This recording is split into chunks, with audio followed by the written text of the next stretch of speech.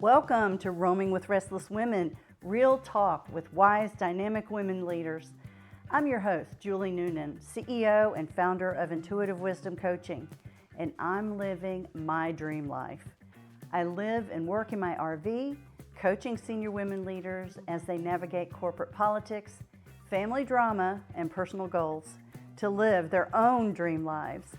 These women are restless. They are never done seeking new opportunities, learning, and creating value in the world. If you'd like to apply to be on the show, stick around to the end and I'll let you know how. Let's go. Welcome to Roaming with Restless Women. Julie Noonan, your host here. Today, I'm so excited to introduce you to Lesley Martin. Lesley is a holistic therapist, coach, and a guide. She is a life coach, a spiritual guide who helps high-achieving women heal from past adversity and reclaim their power. Blending neuroscience, embodied practices, and intuitive wisdom, which I love because that's the name of my company, Intuitive Wisdom Coaching, she facilitates deep, lasting transformation across mind, body, heart, and soul. So she also has her company's name is Blue Lotus Soul Coach.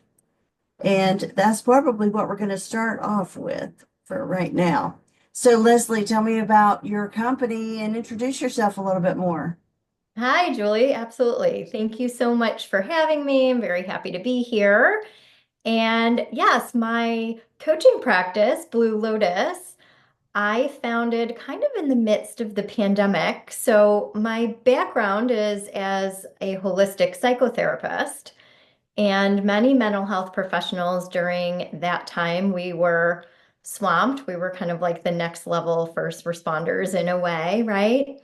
And I just really, things I was going through in my own life had kind of been thinking I wanted to impact people in a different way. And then the circumstances I really saw, okay, people are needing some support in these different capacities beyond the traditional therapy modalities. And as often happens, a confluence of personal and professional factors kind of led me to decide that it was really time to branch out in a new direction, try to use my voice and my gifts in a different way, and really impact people, not only in a different way, but also on a larger scale than you can really do one-on-one in a therapy setting. And so that's how I got my company started. And yeah, it's been quite a journey so far.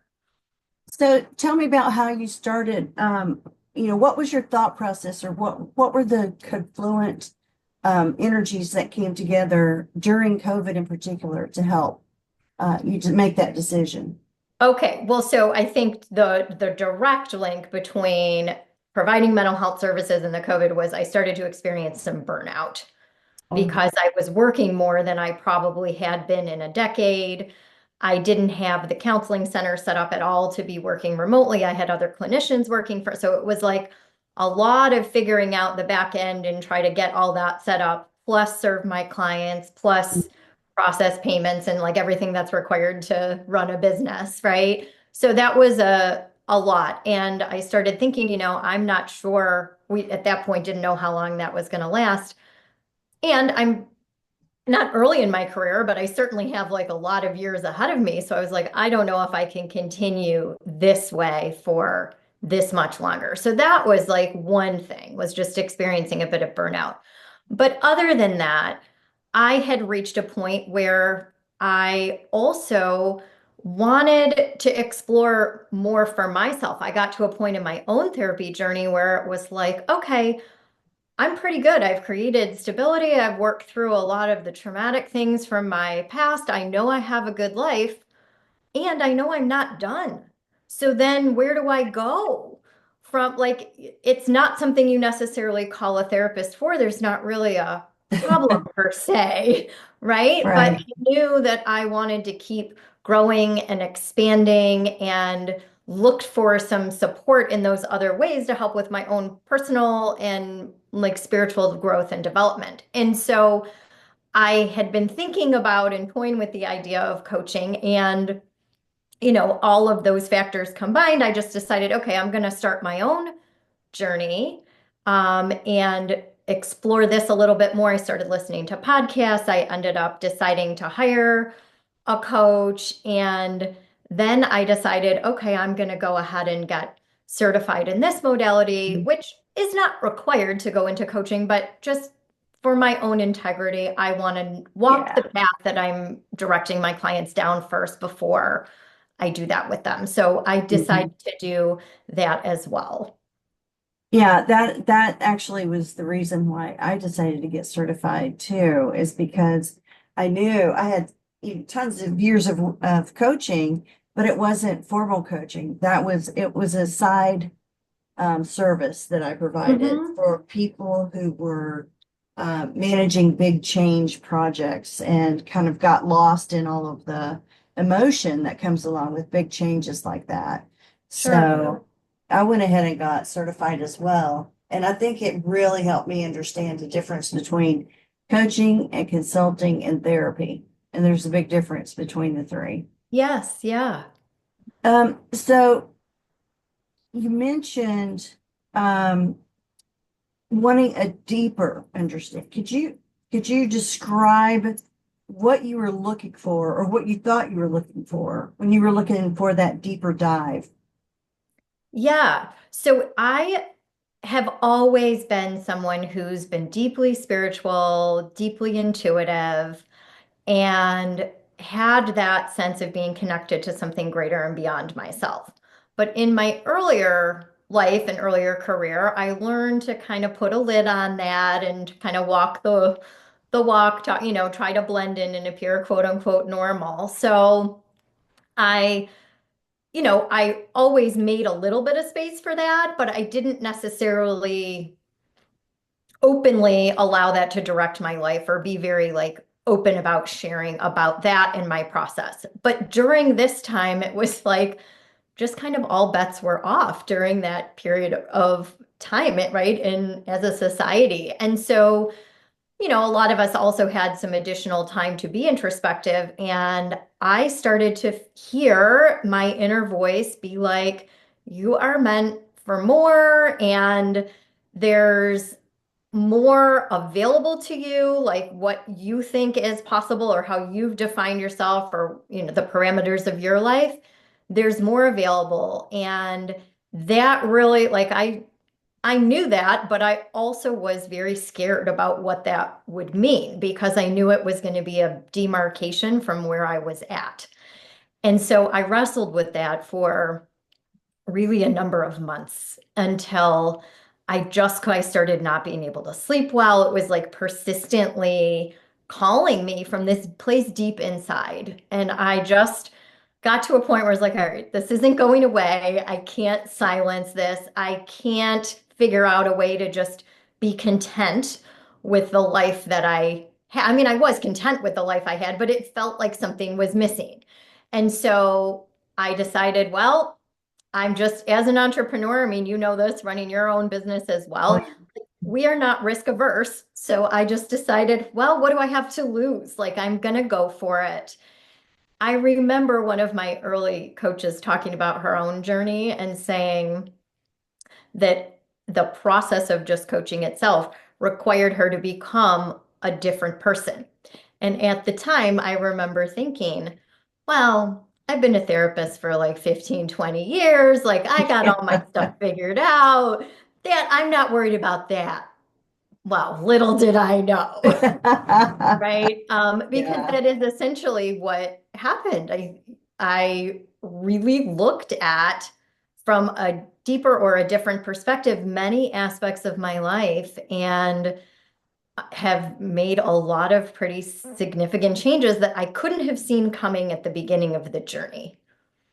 And maybe that's for the best because if I had seen them coming, I don't know if I would have taken that initial step. But being a few years down the road now, I certainly can see how that was not only in service of myself and being able to have a broader experience and for myself, but also how that's really to the benefit of those that I serve.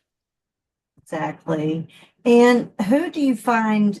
are the folks that come to you the most often? Who is your core audience?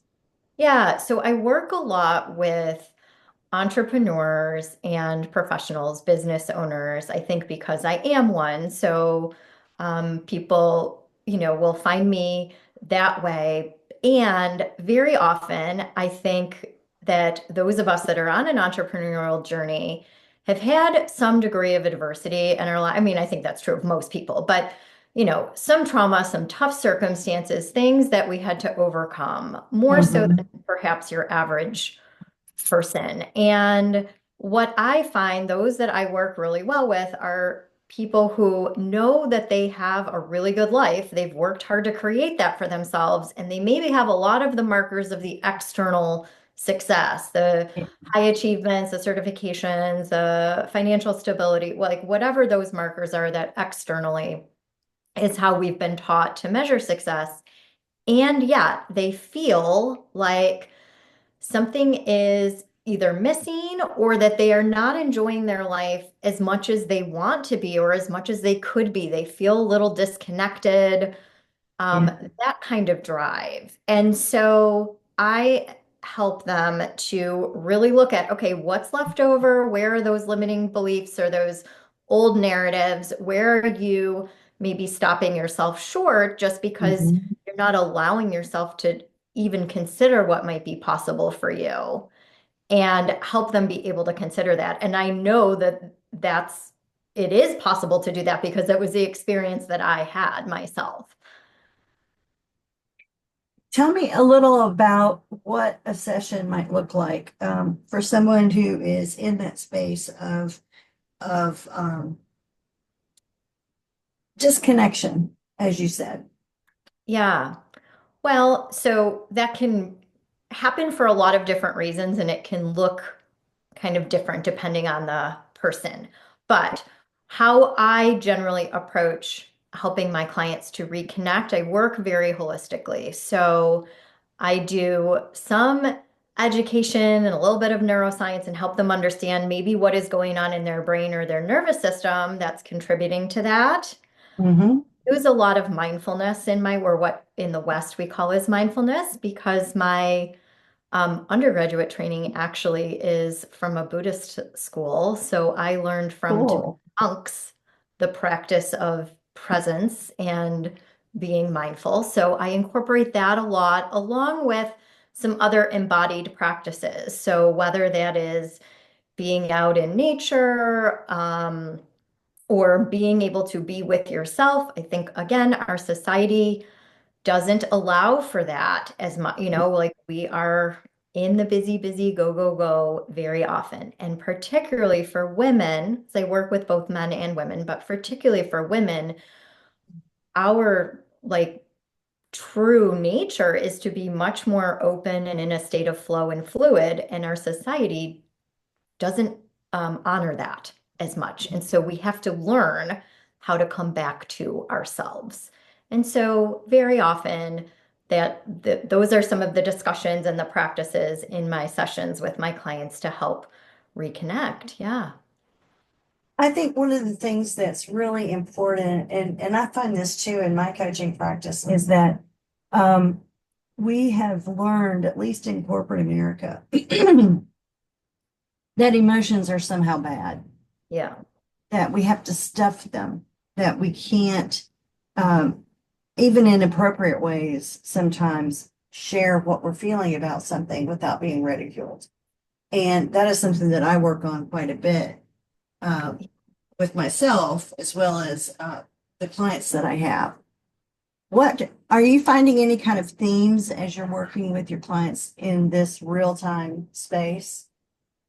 In terms of like suppression or avoidance of emotions, oh, Yeah. 100%. Yes. Yeah. And I see it with both, right? I think we have a lot of, I completely agree with you in terms of the message that we have, like separation of work and personal life and don't bring that stuff into the office. And right, if a Right. woman's being moody, or I'm using air quotes for anyone that can't see me, or emotional, right?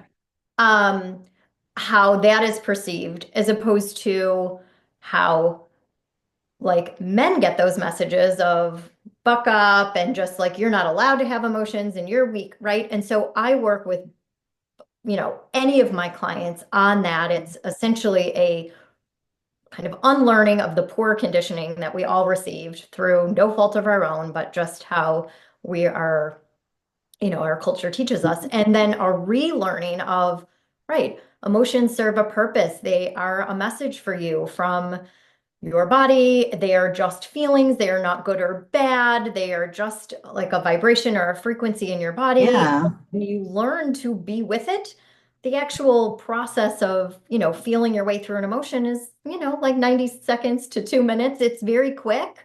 It doesn't continue on for, ever and ever. And to help people really feel empowered on like how to manage their experience, that they have some degree of control over their experience. So I think we have been disempowered in so many ways. And so that is just, it's a big core of the work that I do. This episode is sponsored by me. So as a special gift to you, our listeners, I offer a free one-on-one 15-minute breakthrough session.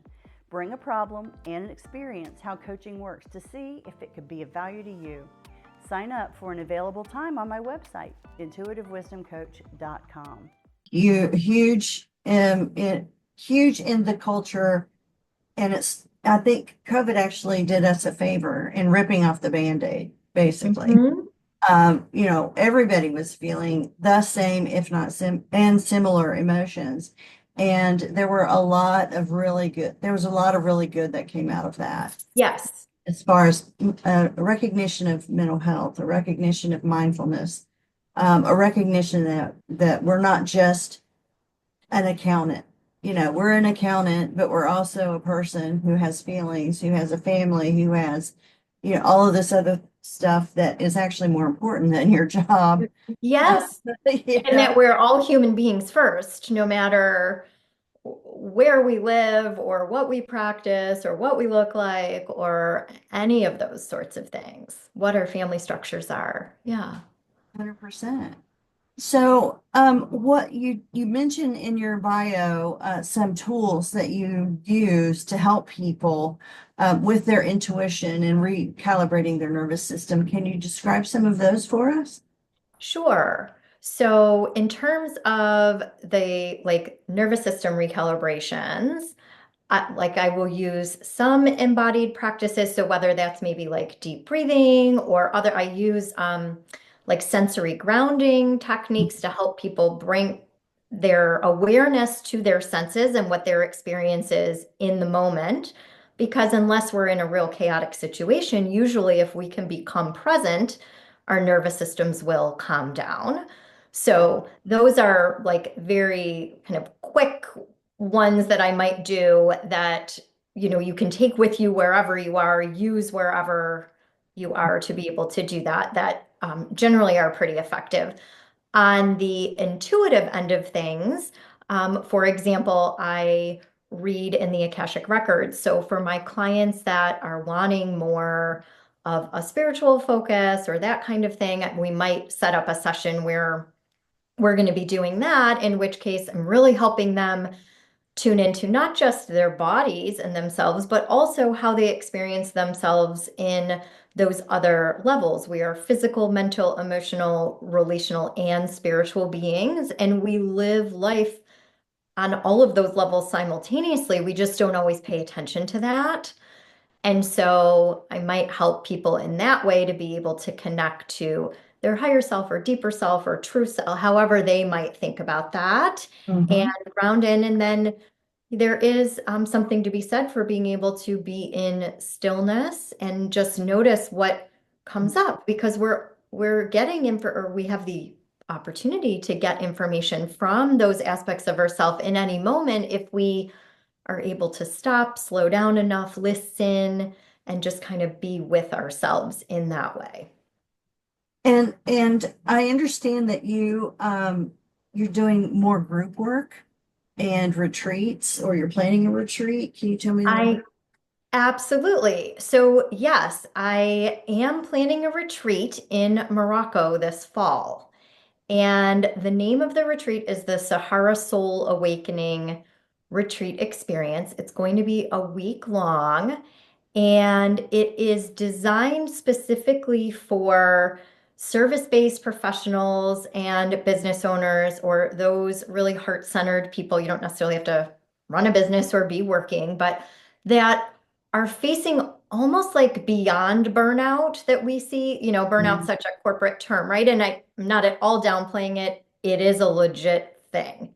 And sometimes we experience a level beyond that that's almost like depletion at a soul level, where you just feel like I need a full body and soul reset. Like Yes. body, mind, heart, soul. I need a reset. I'm feeling disconnected. Nothing that I'm trying to do in my current life is working to help get me out of that.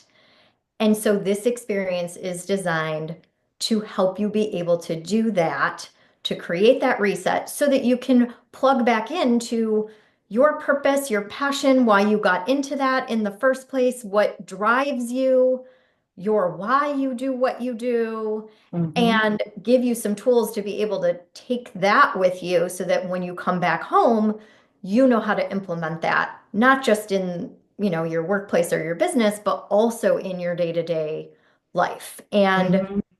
I came up with that um, plan, I guess I will say, like I actually had a vision about being able to bring a group of people there after I myself had a very transformational experience in the Sahara Desert, where that is what happened to me, just being in the vast openness of that space, the stillness. It strips away all the excess. There's no distractions. You can't kind of fill that void. You can't necessarily avoid or just keep yourself busy and not focusing on those things. You are really left with yourself and what's there, and it allows a deeper wisdom to emerge. And so when I got back a couple years ago, I implemented quite a lot of changes in my life as a result of that. And then this retreat is kind of the culmination of my integration. And when is the retreat, if you don't mind my asking? Yeah, so it's this fall. We begin on September 27th. But yeah, starts on the September 27th, and then we're going to wrap up on October 3rd, and we will travel a bit through the country, the mountains. We'll experience a little bit on the coast and through the mountains, and then we'll spend 3 days in the Sahara at one of their luxury camps that they have there, and then we'll get everybody back um, to Casablanca on the coast for their return flight home. Oh, that sounds beautiful. This has been wonderful. Let me ask my three questions. Okay. Here we go. So, if you could close your eyes. Okay, I will do that. All right. When I want you to come back and describe for me what you see in your mind when you hear the words wise woman. Hmm. I see a very she's very like tall with a large energetic presence, a very embodied, grounded, powerful, strong, courageous woman. She's got flowing robes and flowing hair and just a beautiful light coming through her eyes. And she knows herself, her purpose, her power, and is willing to share that with the world. Oh, that's beautiful. And second to the last question, Okay. where do you like to roam, Leslie? Oh, I love this. So I feel my most comfortable when I am in wide open space. Mm. So I had not, prior to that trip to the Sahara, had the experience of doing that in a desert landscape, but that was very powerful for me. But I also have experienced that and love to roam along just a wide open expanse of beach with water and sky and not much else. Yeah. I have spent a lot of time climbing mountains and so wandering amongst the trees and the rocks and the wilderness to get to the top where it is you on, the peak of a mountain with wide open sky and just an expanse. That's where I feel most free. That's beautiful. All right. The last question. Okay. What makes you restless in a good way? Yeah, these are good questions. So for me, it's very much so a sense of like drive to fulfill my purpose. Like I am at the core someone who came here incarnated to be of service, to help empower and uplift others and help them evolve in whatever that way that means for them. And so when I feel like that internal sense of I need to do that somehow more or in a different way, that makes me restless in a good way to then explore, okay, so what does that look like? And I wouldn't have ever started my coaching practice or put together and designed this retreat if I hadn't had that restlessness and then honored that feeling. I think many people, well, when I first started this podcast, it's been a while. When I asked that question initially, I would get um, people being very uncomfortable because they think of restlessness as a bad thing. Yeah. And I never even considered that. I think restlessness is a good thing. It's something that drives you. It's something that it keeps you from stagnating. Exactly. I think of it in terms of like you're coming up against your own edge a little bit, Yeah, right? you're And you're I'm needing to always push telling my through. clients, you can't like, there's no change in the comfort zone. Like the comfort That's zone is right. the comfort zone. It is the status quo. There's no opportunity for change. You're not challenged. There isn't that restless energy that's needed to disrupt and break free so that you can expand. And, we Right. don't blow people out of the water, but you need a little bit of it so that you can find your edge. That's where the growth is and the gold. I love that. So finding your edge. There we go. Yeah. Maybe that should be a new a retreat. Okay. Finding Well, your for our next one, or maybe. there you go. There you Yeah. go. It has been such a pleasure, Leslie. Thank you for taking the Likewise. time to share with us the wisdom that you have and the journey that you've been through. And I really, really, really appreciate you coming on the show. Oh, it's been such an honor for me to be here. Thank you so much for having me. Thank you.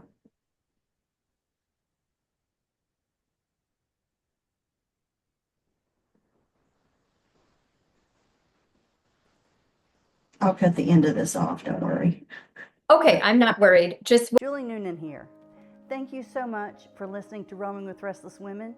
If you're a successful senior woman leader who would like to be on this program, please visit podcast.intuitivewisdomcoach.com.